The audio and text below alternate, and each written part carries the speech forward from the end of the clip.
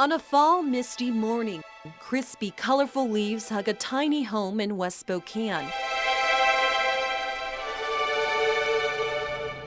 It's a fairy tale come to life in a warm and cozy escape for owner Ryan Ulrich. Sitting here in this chair with the door open to crack, I can see a giant mushroom out of my window, and I see these wonderful plants growing outside.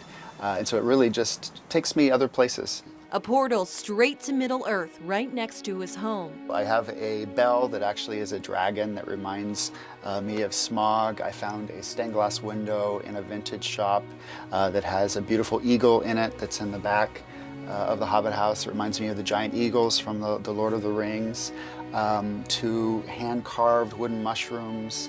All sorts of little details that just bring those amazing stories to life. Ulrich has been a fan of author J.R.R. Tolkien for years, collecting memorabilia for quite some time. When my partner and I finally visited Hobbiton in New Zealand in February of this year, that was the final inspiration I needed to make what was a dream, I guess, become reality. I tried to put a lot of thought into all the little details. Every clue that the book gave me, I tried to really think about how I could bring that to life.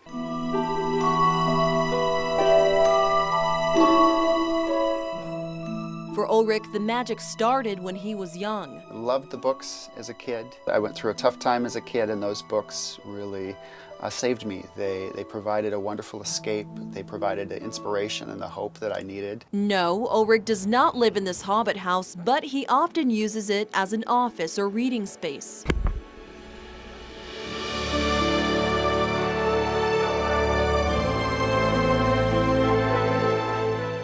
I just love this space. It's cozy.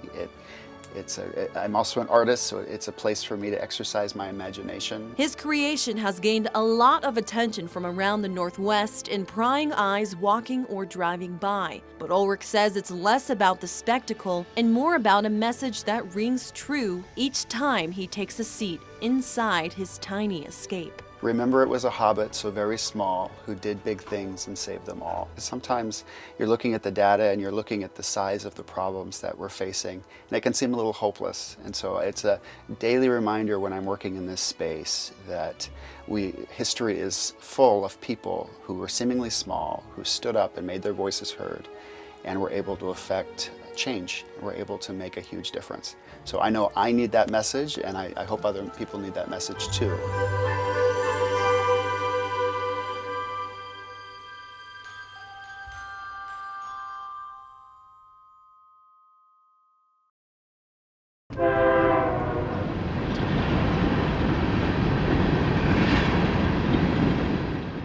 Tucked away around 50 miles outside of Spokane and over 200 travel miles from Seattle is the small city of Harrington.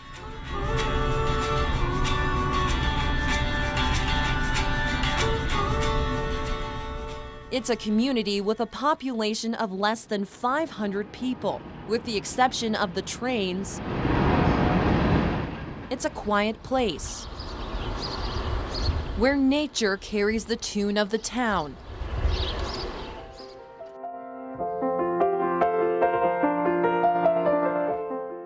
Unless the Opera House is hosting an event. The Opera House was built in 1902, over 20 years after the city was founded. It may be hard to believe, but as far as volunteers know, there's never actually been an opera at the Harrington Opera House. I doubt it. Here again, we don't have records back that far. Really, it's just these traveling troops that would come through back in the old days, and it wasn't really operas per se.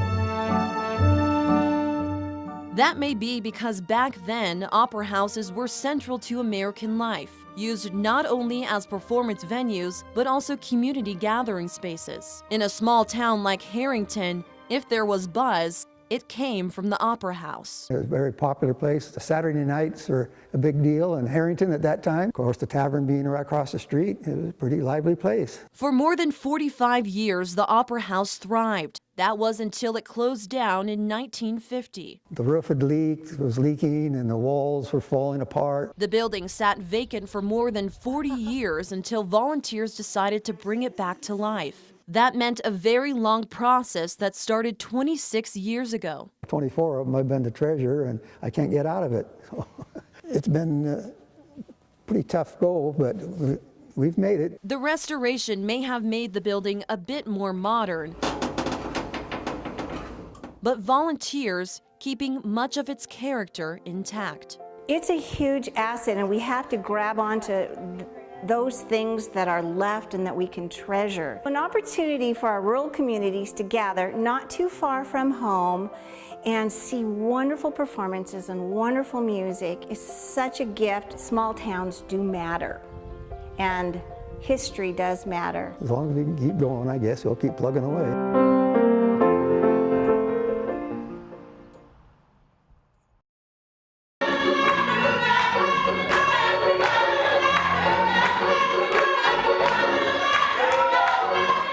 In 1890, a group of some of the first African Americans to come to Spokane County in search of a united home. A few people got tired of looking in the windows of other churches. They wasn't, I don't guess, welcome in some of the churches that was already established.